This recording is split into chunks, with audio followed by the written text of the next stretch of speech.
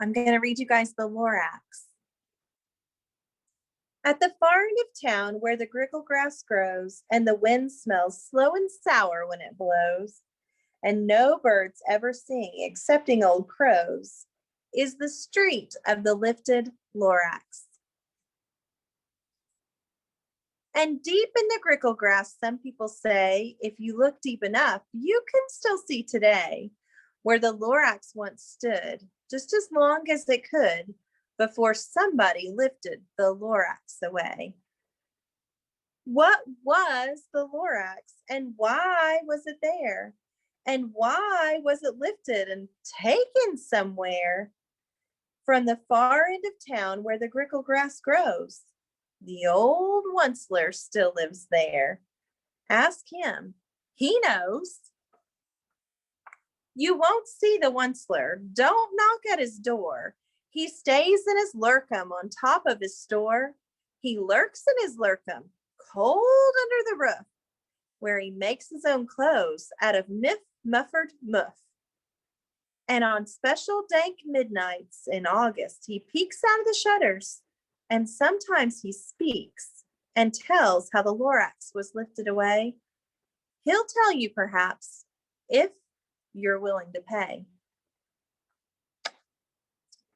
On the end of a rope, he lets down a tin pail, and you have to toss in 15 cents and a nail, and the shell of a great-great-great-grandfather snail. Then he pulls up the pail, makes the most careful count to see if you've paid him the proper amount.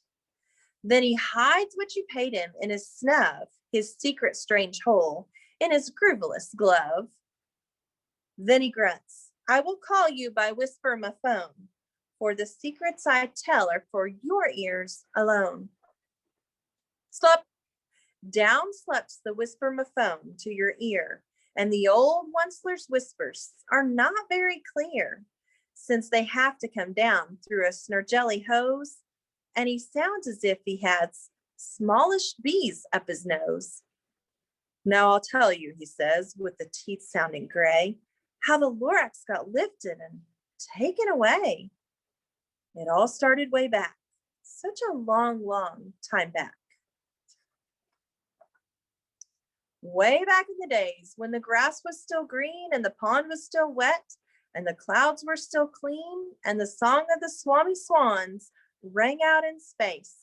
One morning I came to this glorious place and I first saw the trees, the truffula trees, the bright colored tufts of the truffula trees, mile after mile in the fresh morning breeze.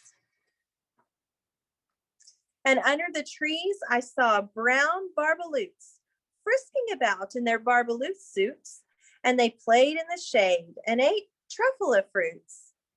From the rippleless pond came the comfortable sound of the humming fish humming while splashing around. But those trees, those truffula trees, all my life I'd been searching for trees such as these.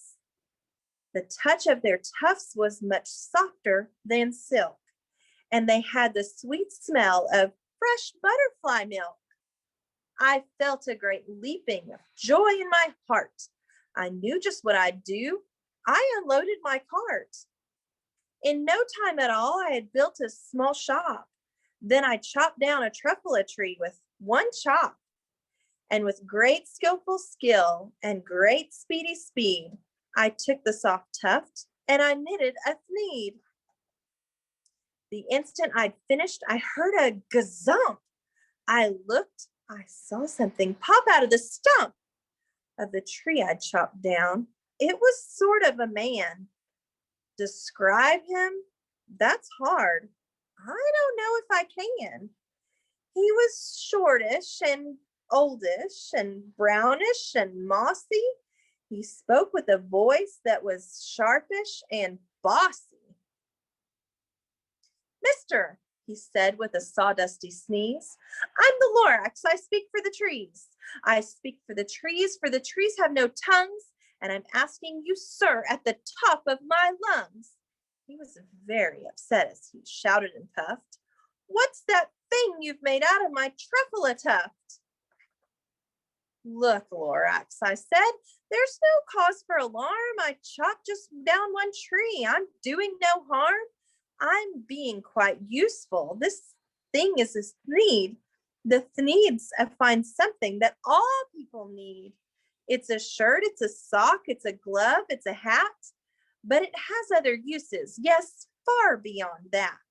You can use it for carpets, for pillows, for sheets, or curtains or covers for bicycle seats. The Lorax said, Sir, you are crazy with greed. There is no one on earth that would buy that fool thneed.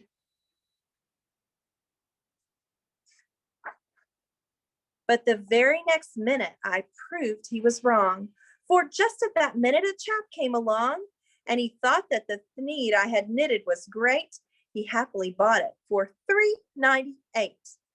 I laughed at the Lorax. You poor stupid guy. You never can tell what some people will buy. I repeat, cried the Lorax, I speak for the trees. I'm busy, I told him. Shut up, if you please. I rushed across the room, and in no time at all, I built a radio phone. I put in a quick call. I called all my brothers and uncles and aunts, and I said, listen here, here's a wonderful chance for the whole Onceler family to get mighty rich. Get over here fast. Take the road to North Mitch. Turn left at Weehawken, sharp right at South Stitch. And in no time at all, in the factory I built, the whole Onceler family was working full tilt. We were all knitting thneeds, just as busy as beads, to the sound of the chopping of the truffula trees. Then, oh baby, oh, how my business did grow. Now chopping one tree at a time was too slow. So quickly I invented my super axe hacker, which whacked off 4 truffula trees at one smacker. We were making thneeds 4 times as fast as before, and that Lorax, he didn't show up anymore. But the next week he knocked on my new office door. He snapped, I'm the Lorax who speaks for the trees, which you seem to be chopping as fast as you please. But I'm also in charge of the brown Barbaloots, who played in the shade in their Barbaloot suits and happily lived eating truffula fruits. Now, thanks to your hacking my trees to the ground, there's not enough truffula fruit to go around, and my 4 poor Barbaloots are getting all the crummies because they have gas and no food in their tummies. They loved living here, but I can't let them stay. They'll have to find food, and I hope that they may. Good luck, boys, he cried, and he sent them away. I, the Onceler, felt sad as I watched them go. But business is business, and business must grow, regardless of crummies and tummies, you know. I meant no harm, I most truly did not, but I had to grow bigger, so bigger I got. I biggered my factory, I biggered my roads, I biggered my wagons, I biggered the loads. The thneeds I shipped out, I was shipping them forth to the south, to the east, to the west, to the north. I went right on biggering, selling more thneeds, and I biggered my money, which everyone needs. Then again, he came back. I was fixing some pipes when that old nuisance Lorax came back with more gripes. I am the Lorax, he coughed and he whiffed. He sneezed and he shuffled and he snargled and he sniffed. Onceler, he cried with a crowlificus croak. Onceler, you're making such a smokeless smoke. My poor swami swans, why they can't sing a note. No one can sing who has smog in his throat. And so, said the Lorax, please pardon my cough. They cannot live here, so I'm sending them off. Where will they go? I don't hopefully know. They may have to fly for a month or a year to escape the smog you've smogged up around here. What's more, snapped the Lorax, His dander was up. Let me say a few words about Gluppity Glup. Your machinery chugs on day and night without stop, making Gluppity Glup. Also, sloppity slop. And what do you do with this leftover goo? I'll show you, you dirty old Onceler man, you. You're glumping up the pond where the humming fish hummed. No more can they hum, for their gills are all gummed. So I'm sending them off. Oh, their future is dreary. They'll walk on their fins and get woefully weary in search of some water that isn't so smeary. And then I got mad. I got terribly mad. I yelled at the Lorax, now listen here, Dad. All you do is yap yap and say bad, bad, bad. Well, I have my rights, sir, and I'm telling you, I intend to go on doing just as I do. And for your information, you Lorax, I'm figuring on biggering and biggering and biggering and biggering, turning more truffula trees into thneeds, which everyone needs. And at that very moment, we heard a loud whack. From outside in the fields came a sickening smack of an axe on a tree. Then we heard the tree fall, the very last truffula tree of them all. No more trees, no more thneeds, no more work to be done. So in no time, my aunts and uncles, every one, all waved me goodbye. They jumped into my cars and drove away under the smoke-smuggered stars. Now all that was left neath the bad-smelling sky was my big empty factory, the Lorax and I.